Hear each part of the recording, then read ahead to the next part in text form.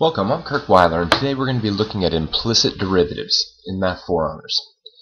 Now, in beginning calculus, I think that this is one of the more challenging topics, especially in sort of the world of derivatives. And it's made especially so because we're going to take derivatives of what are known as implicitly defined functions. And this is probably the first time you've ever even implicitly defined a function. So here we are, we're going to introduce sort of a new way to think about a function while at the same time finding its derivative. So that's a little bit much. But we're going to be using the technique of the implicit derivative throughout the year to do a variety of types of derivatives. So first, let's try to get comfortable with what the idea of an implicitly defined function is. Most functions that you've come across in math so far have been explicitly defined functions. And you see them all the time. In fact, most functions that you think about are explicit. Y equals x squared, y equals 2 raised to the x, whatever you have, right? These are known as explicit, really, because their meaning is quite clear. The rule, the way that we calculate the output y based on the input x, is just there for you to see. This rule tells us take the input and square it. What I'm going to do now is I'm going to write down an example of an implicit function. X squared plus y squared is equal to, let's say, 4. Now, you might say to me, no. I know that is not a function. I know the graph of all the points that satisfy that relationship. Make a circle, right? What, with a radius of 2?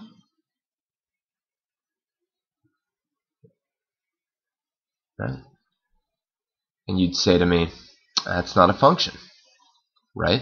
Fails the vertical line test. 2 outputs for a given input. And I'd have to agree with you. I would. And yet, it still kind of works somewhat like a function, right?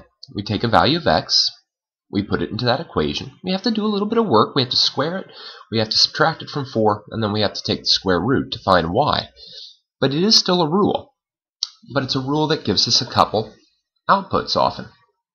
So maybe we expand the rule a little bit. Maybe we say, and y must be greater than or equal to 0. Now, nobody said that the rule for a function had to be simple. Nobody said that.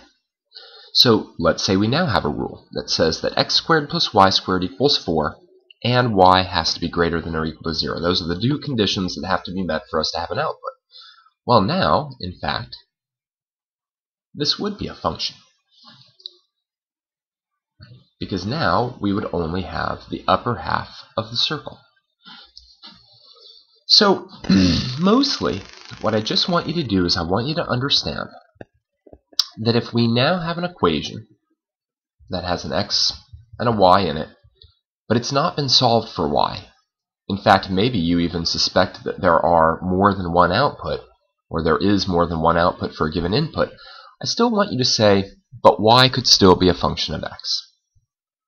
Alright, because now we're going to go on and we're going to start thinking about how to find dy dx for these types of relationships. And it's a little bit confusing. The mechanics of it will eventually turn out to be pretty easy. Alright, so rest assured with that. But understanding why the mechanics work is a little bit weird, and it's all due to the chain rule. So let's take a look at exercise number 2. In exercise 2, I give you a pretty simple chain rule problem. So I'd like you to pause the video and take, I don't know, up to about 30 seconds to find that derivative. Pause the video now. Alright, let's take a look at how it's done. Recall the way the chain rule works is that if we have a composition of functions, an inner function, right, x squared plus 5, our first function, and the outer function a squaring, then we find the derivative by finding the derivative or multiplying the two rates. So we take the derivative of the outer function, which is 2 times the inner function, to the first. I'm going to leave off to the first because I don't want it to be confused with the prime symbol. And now we have to multiply it, right, by the derivative of the inner function, x squared plus 5. Now, my bet is that many of you didn't write this particular step down. Many of you probably just said, oh, well, the derivative would be 2 times the quantity, sorry about that, x squared plus 5, times the derivative of x squared plus 5, which is 2x. And of course, if we cleaned it all the way up, it would be 4x times x squared plus 5. Now, the point of this exercise really isn't to get this final answer. The point is to see the structure of the chain rule. The chain rule says if we've got some inner function of x, and then some outer function really of that inner function, then taking the derivative with respect to x, we would first take the derivative of the outer function, while leaving it unchanged, and then we would multiply by the derivative of that inner function of x. Did you catch all of that? Because now we're going to extend it. In exercise 3 it says, extending exercise 2, if we knew that y was a function of x, then what could we say about the derivative with respect to x of y squared? Pause the video for a minute and think about what you could say.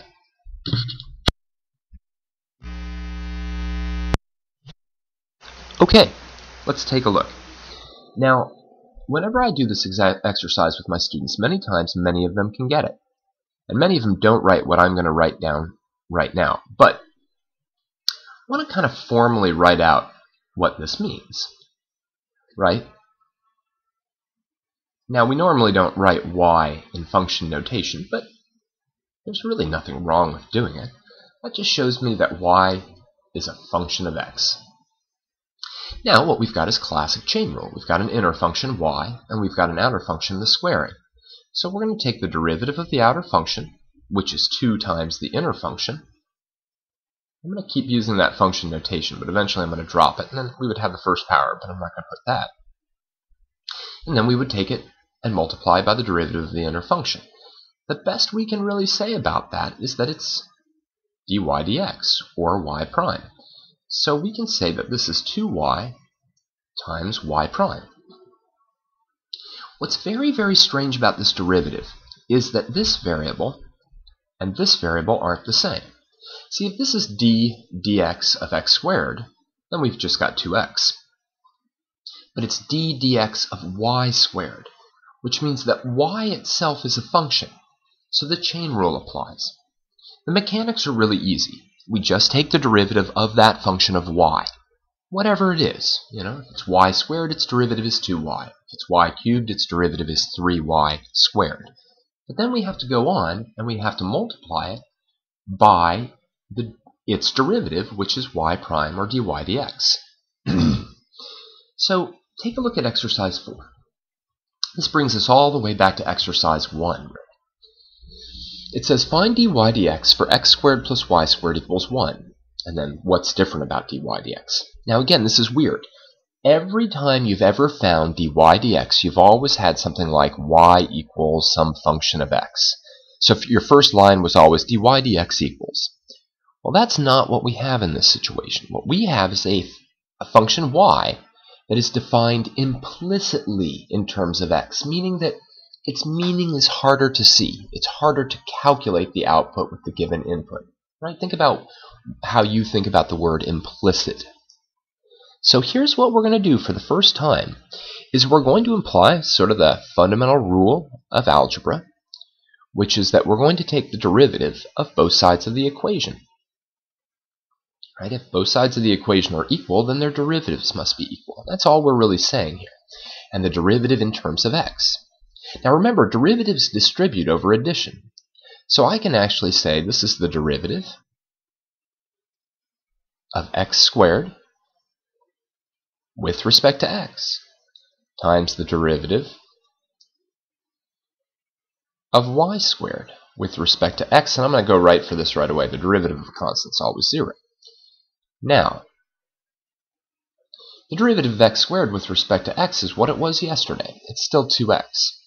But now, when this is not the same variable as this, it implies that this variable is a function of this one. In fact, we couldn't really find dy dx if y wasn't a function of x. We could, it just dy dx would be 0. Anyway, point is, right, we can now say, well, this is a chain rule. I've got an inner function, it's y. I've got an outer function, it's the squaring function. So the derivative of y squared is 2y, and then we're going to multiply by dy dx. A lot of times students will just put a y prime there. I'm going to put dy dx for now. And that's equal to 0. So now, whereas in a normal derivative we would have dy dx equals, and eventually we'd work it out, here we actually have to solve for dy dx. That's not very difficult. I can subtract a 2x from both sides, giving me 2y times dy dx equals negative 2x. And of course, then I could divide both sides by 2y to finish this problem off. And eventually, I'll just have that dy dx is equal to negative x divided by y. Now, what's different about this derivative? Pause the video for a moment and think about that. What looks different about the result of this derivative rather than any other one that you've ever seen? Pause for a moment. Yeah, something's a little strange here, right?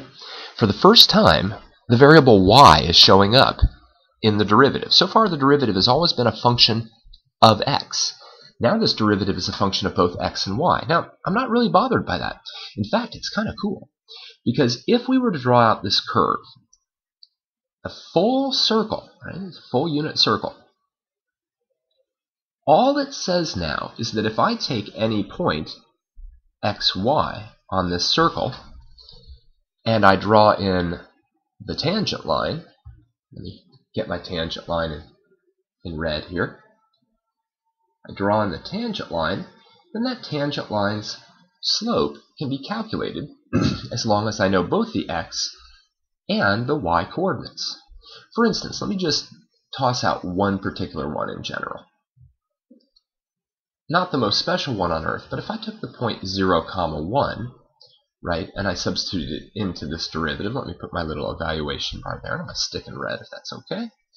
Well, then I'd have negative 0 divided by 1. Of course, negative 0 is 0. 0 divided by 1 is 0. And that makes sense. Also consider the fact that at these two endpoints, at 1, 0, and at negative 1, 0, the derivative is undefined, right? We're getting a vertical tangent line. So a lot of things, whoops, missed it totally there. Can you hit it here? Yes, kind of, not really. Anyway, so implicit derivatives, they are very, very strange, because we've got these functions that are defined not in terms of just y equals, but in terms of these rather difficult, or at least complicated relationships between x and y, and yet somehow we can still, by using the chain rule in a very crafty way, we can still find dy dx, the slope of the tangent. So let's take a look at a little bit more complex one in exercise number 5. If you feel confident that you understand what's going on, pause the video now and try to figure out what dy dx is. If not, of course, just stay with me, because it takes a little bit to get used to this. Okay, let's take a look. Now, eventually you may start to skip some of these steps, but I'm going to put them in at first so that you can really understand what's going on. Pretty much I always start with any implicit derivative by doing the derivative of both sides in terms of x. Now again, this is a marked change from what we normally are used to. Normally we're used to just writing down dy dx equals immediately. Now if there's some kind of, if there's some kind of addition going on, I'm going to just get rid of that. Sorry about that. If there's some kind of addition going on, then I'll distribute the derivative. Again, you may start to do some of these derivatives just outright, but I'm going to put these steps in first so that we can properly follow along. In fact, I'll even leave this one as d dx of 2x, even though that's probably one of the easier ones to do. Now again, keep in mind, take a look at this, x versus y. So we've got a chain rule. The derivative of y squared, we've seen this one a couple times, is 2y. And instead of writing dy dx, I'm going to write down y prime. Now be careful here. It says the derivative of x times y. The derivative of a product. Got to do it with the product rule. Now let's try to do it all without writing out the product rule. So the product rule says take the derivative of the first function. Well, that is just x, so its derivative is 1 times the second function, y. Plus now the first function, x, times the derivative of the second function. Well, the derivative of y is y prime, not 1, It's the derivative of y with respect to x. It's dy dx, y prime. Now here we've got the derivative with respect to x of 2x. Well, that's just going to be 2. Now notice this, we've got two y primes, one here and one here. This is not going to be unusual in a situation where we have an implicit derivative going on. Here's what you want to do every time. Take any quantity that doesn't involve a y prime, like this one, and put it on the other side of the equation. Alright, so I'm going to go up here to continue my work. I'll have 2y, y prime, plus x times y prime equals 2 minus y. I just made that 1 times y into a y. Now what I'm going to do each and every time is I'm going to factor a y prime out. Pretty easy. You should have seen this kind of manipulation in a variety of algebra problems along the way. So we get y prime equals 2y plus x times 2 minus y, and of course we can finish the problem by just dividing by 2y plus x. And yet again, what we get, I write it as dy dx now. I really like writing derivatives in fraction form. If there's a reason to write them quickly, that's when I use the prime. And in a situation like this, where you have a lot of symbols flying about, the y prime's kind of nice. But like many times with implicit derivatives, we have a slope that is now dependent on both x and y. Alright, let's take a look at number 6. This one's very similar to the type of problem you might see on an AP exam concerning an implicit derivative. I've seen many of these before. So it gives us the curve y squared minus xy plus x squared equals 12. And it asks us to show that dy dx is y minus 2x divided by 2y minus x. The AP actually gives us the result of the derivative very often because they then want you to use that result later on, and they don't want you to be using the wrong result. It just fundamentally would change the problem. So what I'd like you to do right now, you should have had enough examples hopefully. Pause the video and try to find dy dx for that implicitly defined function. Now keep in mind, you know what the answer is, so be careful about your work, and obviously you should know whether you got it right. Alright, pause the video now.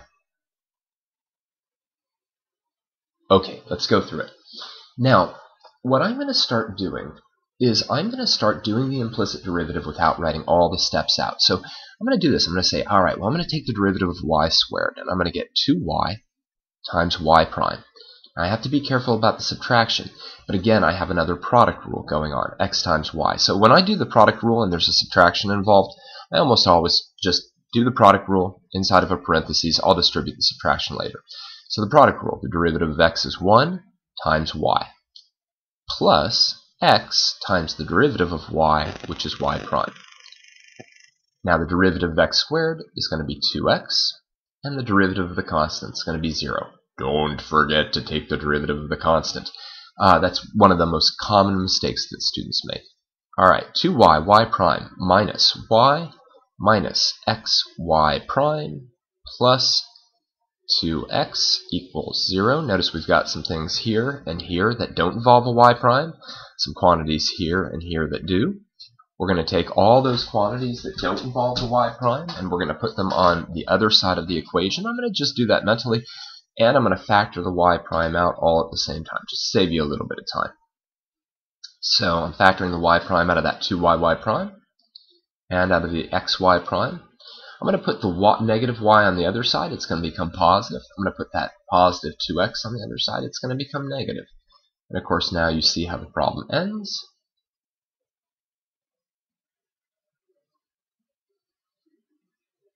Alright, so y prime equals y minus 2x divided by 2y minus x. Now, we already kind of knew that, so great.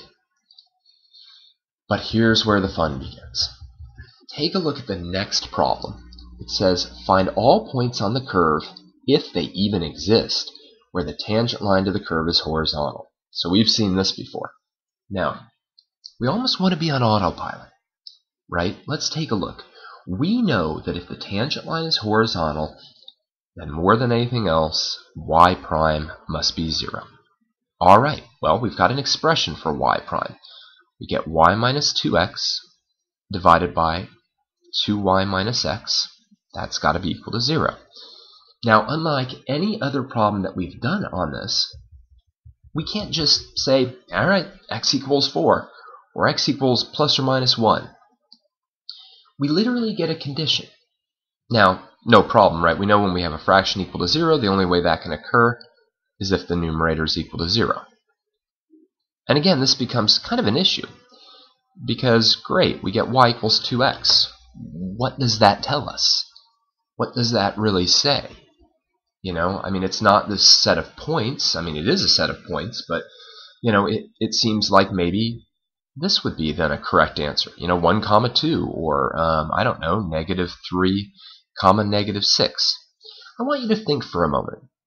You know, in both of these cases, the y-coordinate is twice the x-coordinate, right? But neither one of these points are locations on the curve where the tangent line is horizontal. Yet clearly, they would make that derivative equal to 0. I want you to pause the video for a moment and think about why these 2 points are not points on this curve, y squared minus xy plus x squared equals 12. They're not points on this curve where the derivative is equal to 0,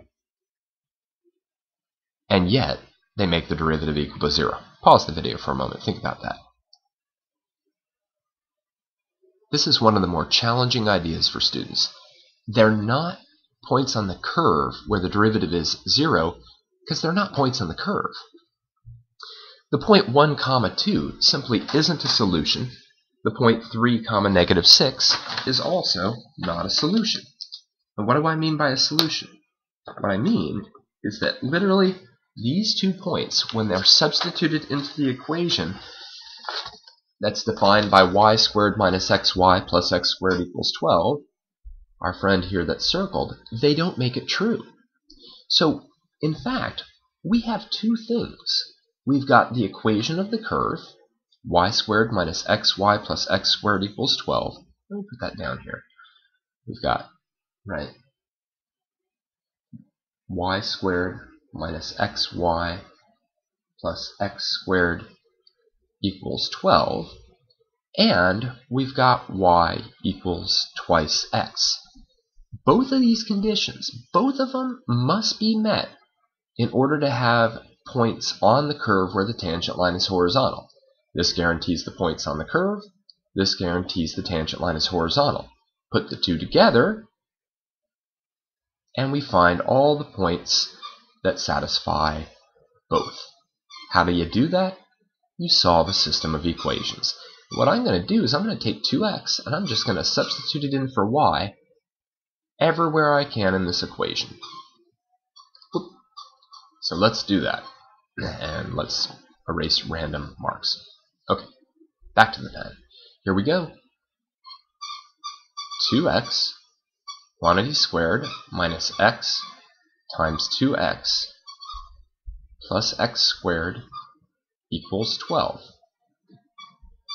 4x squared minus 2x squared plus x squared equals 12.